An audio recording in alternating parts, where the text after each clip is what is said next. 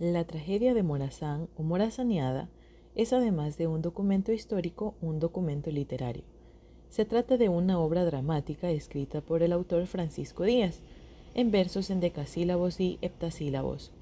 Se estrenó por primera vez en 1845. La pieza se compone de 5 actos, 11 personajes y múltiples escenas donde se desarrollan los acontecimientos ocurridos en Costa Rica hasta la muerte del caudillo Morazán, y fue editada y publicada por primera vez en 1847. Más tarde se editaría en Nicaragua y se publicaría de forma privada por la Librería Española de Andrés García en 1849, edición que se conoce hasta la actualidad y que ha sido retomada por el Ministerio de Cultura de El Salvador para su divulgación. Dentro de la obra dramática se narran los acontecimientos ocurridos en Costa Rica, donde Morazán, retratado como un héroe, luego de la independencia de España, se pone a la tarea de volver a Centroamérica una sola nación independiente. Pero realmente, ¿quién fue Francisco Morazán? Morazán fue un militar y político hondureño que gobernó la República Federal de Centroamérica en el período de 1830 a 1839.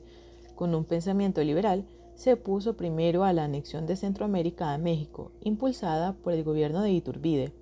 Al sustituir al presidente Arce de la República Federal Centroamericana, instauró en sus legislaciones leyes de corte ilustrado, tales como la educación universal, la limitación del poder eclesiástico, la abolición del diezmo avalado por el gobierno y la secularización del Estado-religión.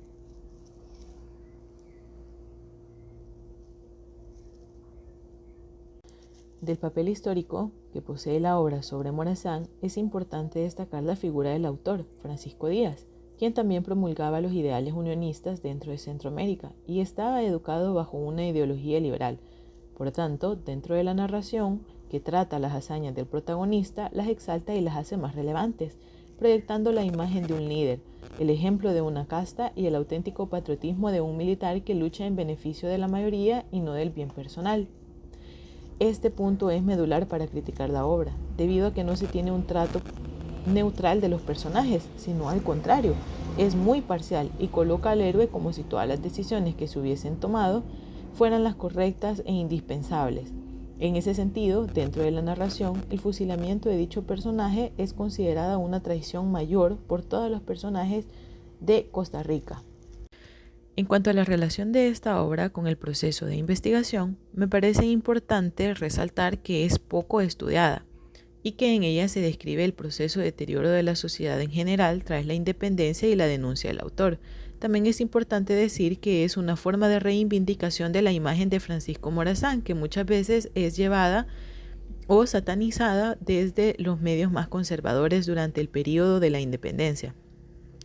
Además, refuerza la teoría de que la independencia fue gestada por los criollos conservadores y como forma de burlar a la población con esta falsa independencia de España y que solamente los beneficiaba a ellos.